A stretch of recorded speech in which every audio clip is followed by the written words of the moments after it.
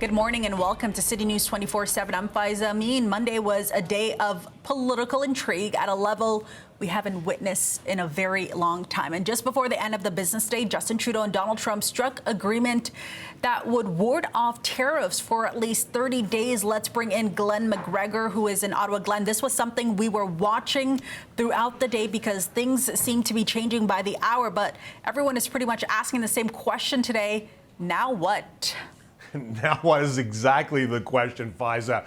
What is going to happen over the next 30 days before we reach this next Trump deadline for tariffs? So I think the first thing is going to happen is you're going to see on the Canadian side a lot of demonstrations that we are committed to this agreement that Justin Trudeau and Donald Trump made yesterday about securing the Canadian border.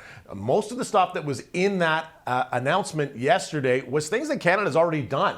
Back in December, we announced we were going to spend $1.3 billion to strengthen the border, putting rented helicopters, Black Hawk helicopters patrolling, as well as a bunch of drones and more personnel from the Canadian Border Services Agency and from the RCMP actively involved in patrolling the border. Today, David McGuinty, who is the public safety minister, is going to be in Emerson, Manitoba, along with the premier, and that's the key border crossing to the United States to get down to South Dakota, North Dakota and Wisconsin. It's a lot of goods cross the border there every day. So McGuinty is going to go there to demonstrate that Canada is taking this seriously. There were reports last night and today in the United States that Donald Trump effectively got gulled by Canada and Mexico. But the things that we agreed to, that he is claiming are concessions on the Canadian part and the Mexican part, were actually done already. In the case of Mexico,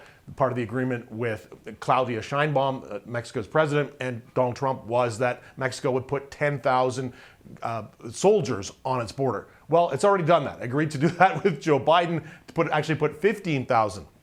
Similarly, here in Canada, a lot of the measures we agreed to seem to be things that are not going to cost us a lot, like appointing a fentanyl czar. We don't know who that person is going to be, what powers they're going to have. We don't really have czars in Canada. That's more an American thing where unelected officials can run public institutions in that way. Generally, we prefer to let our ministers, whatever the portfolio it is, be our respective czars. So we're going to show them, Americans, that we're taking this seriously, trying to assuage any concerns that Trump might have had by watching television, this cable news shows today that suggests that he got beaten. We want to make him seem like he had a win.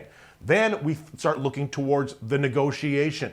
We don't know exactly what this is going to be. In a message that Trump posted yesterday, he said he wants to have a new economic deal worked out over the next 30 days.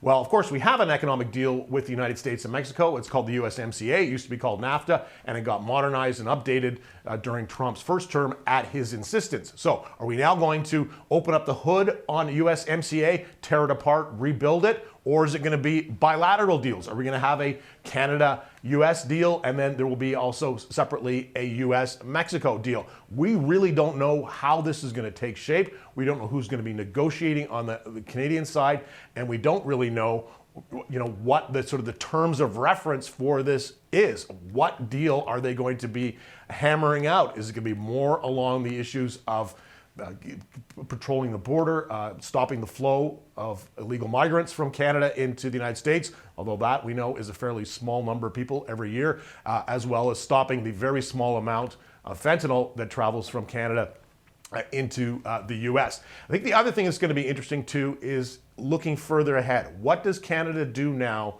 to improve its economic resilience and wean itself off, maybe in a little way, from our economic dependence on the United States?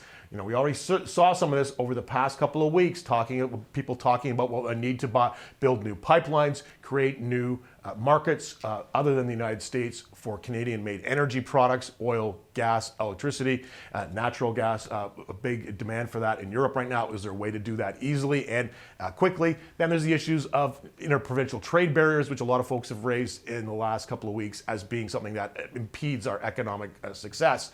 And then there is the other part of this, and this part I find finds it kind of the most interesting, is how Canadians are now going to feel about our nearest neighbor. Has this episode over the past couple of weeks really soured our relationship with the United States in a permanent way, or is it something that can recover?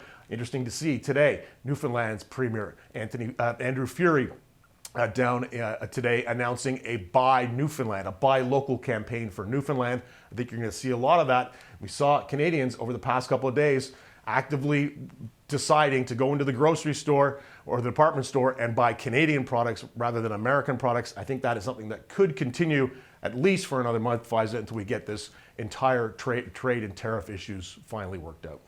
Okay, there may be a pause, but it's still not over. Glen McGregor in Ottawa for us. Thank you so much, Glen. Thanks, Faiza.